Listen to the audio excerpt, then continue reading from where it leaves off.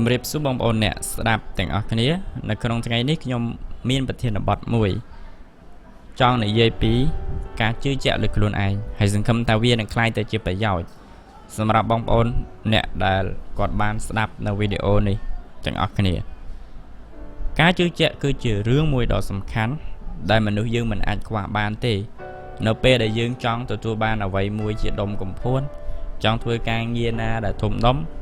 ចង់សម្រេចនូវសមិទ្ធផលណាមួយឲ្យវាខ្លាំងក្លាយើងមិនអាចខ្វះភាពជឿជាក់លើខ្លួនឯងបាននោះទេ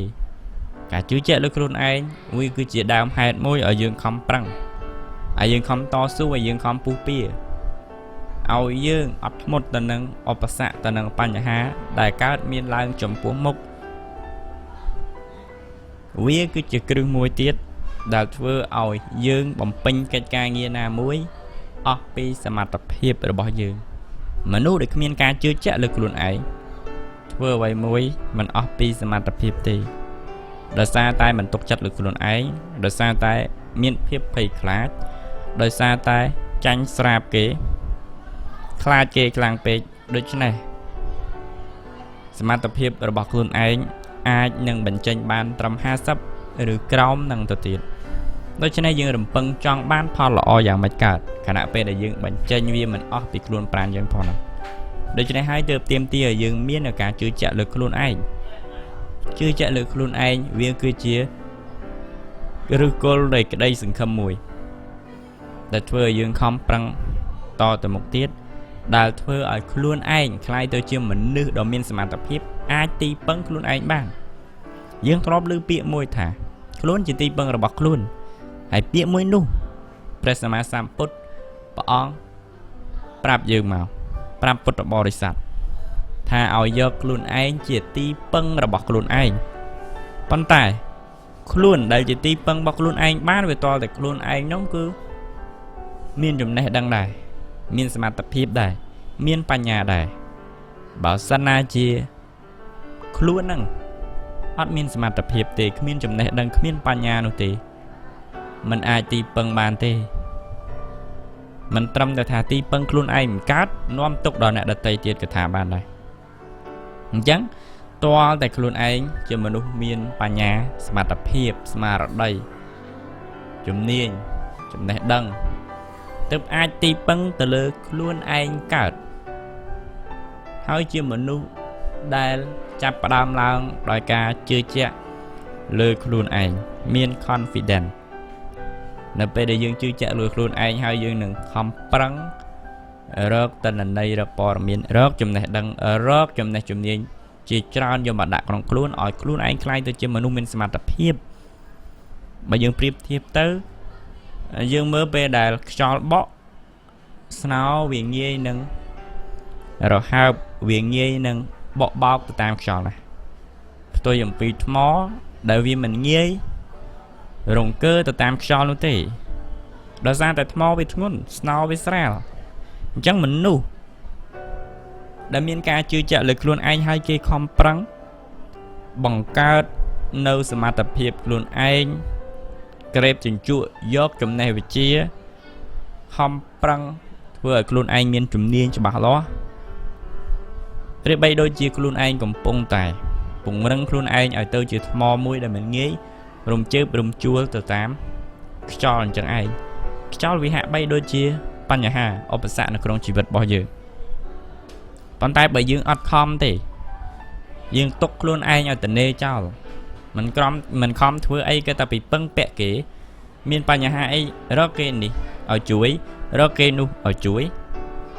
ហើយអត់ខំប្រឹងពង្រឹងខ្លួនឯងវាដូចជាស្នោអញ្ចឹងខ្យល់បក់តាណាវាទៅនឹងហើយអញ្ចឹងមិនអាចទីពឹងរបស់ខ្លួនឯងកើតទេបើថ្មអាហ្នឹងវាទីពឹងខ្លួនឯងកើតគឺមិនចាំបាច់ទៅពឹងពាក់នរណាឲ្យតែវាមានទម្ងន់ធ្ងន់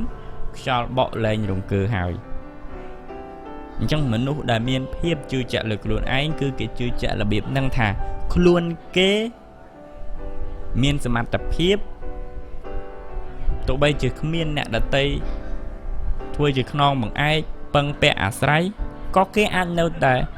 ឈរនៅកន្លែងហ្នឹងមួយបាន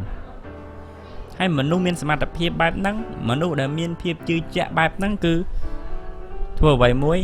តែងអស់ពីសមត្ថភាពគ្មានភាពភ័យខ្លាចបើថាឡើងនិយាយគឺគ្មានភាពភ័យខ្លាចបើថាឡើងឆ្លើយសំណួរក៏គ្មានភាពភ័យខ្លាចជឿជាក់លើខ្លួនឯងមនុស្សដែលមានភាពជឿជាក់លើខ្លួនឯងក៏មាននៅទំនួលខុសត្រូវលើខ្លួនឯងផងដែរគាត់ជឿជាក់លើខ្លួនឯងនៅពេលដែលគាត់និយាយនៅពេលដែលគាត់ថានៅពេលដែលគាត់ឆ្លើយទៅបើសិនណាជាវាមានកំហុសឆ្គងគាត់មានទំនួលខុសត្រូវលើខ្លួនឯងគាត់ទទួលនៅរាល់កំហុសរាល់ការរិះគន់រាល់ភាពអវិជ្ជមានទាំងអស់ដែលគេ feedback មកវិញគាត់ទទួលយកហើយគាត់យកទៅកែប្រែគាត់មិនខ្លាចការរិះគន់គាត់មិនខ្លាចការកែតម្រូវពីអ្នកដទៃនោះទេដោយសារតែគាត់មានទំនួលខុសត្រូវដោយសារតែគាត់មានជំនឿជាក់លើខ្លួនឯងគាត់ហ៊ានប្រឈមមុខទៅជាមួយនឹងបញ្ហាប៉ុន្តែបើយើងគ្មានភាពជឿជាក់លើខ្លួនឯងនោះទេសូម្បីតែយើងឡើងនិយាយឡើងឆ្លើយសំណួរយើងមិនហ៊ានថាយើងមិនហ៊ាននិយាយអស់ពីសមត្ថភាពញីញ័រខ្លាចមុខខ្លាចក្រោយហើយខ្លាចការរិះគន់របស់គេខ្លាចគេថាយើងខុសខ្លាចគេថាយើងអន់ខ្លាចគ្រប់បែបយ៉ាងមិនចង់ឮពាក្យរិះគន់ពីអ្នកដទៃដូច្នេះឯងធ្វើឲ្យខ្លួនឯងនៅត្រឹមតែក្នុងប្រអប់មួយមិនអាចចេញពីប្រអប់នឹងរួចទេអញ្ចឹងភាពជឿជាក់លើខ្លួនឯងសំខាន់បែបហ្នឹងនៅពេលណាដែលយើងមានចិត្តមួយជឿជាក់លើខ្លួនឯងយើងយកខ្លួនឯងជាទីពឹងយើងប្រាកដជាខំប្រឹងរកទម្ងន់ឲ្យខ្លួនឯងឲ្យដូចជាថ្មអញ្ចឹងឯងហើយបងប្អូនការរកទម្ងន់ឲ្យខ្លួនឯងដូចជាថ្មហ្នឹងគឺការរកសមត្ថភាពចំណេះជំនាញខំប្រឹងក្រាញនានាលមិនខ្លាចពីទុក្ខលំបាកដើម្បីបដូរអត្តភាពខ្លួនឯងពីស្នោទៅកាន់ថ្មដើម្បីជំនះរាល់ឧបសគ្គដែលជាខ្យល់បក់មកមិនរង្គើអញ្ចឹងប៉ុណ្្នឹងទេបើសិនណាជាមានកំហុសខុសឆ្គងខ្ញុំសូមអភ័យទោសអំពីពុកម៉ែបងប្អូនអ្នកដែលស្ដាប់ហើយយើងជួបគ្នាវីដេអូក្រោយៗទៀតសូមអរគុណនិងសូមជម្រាបលា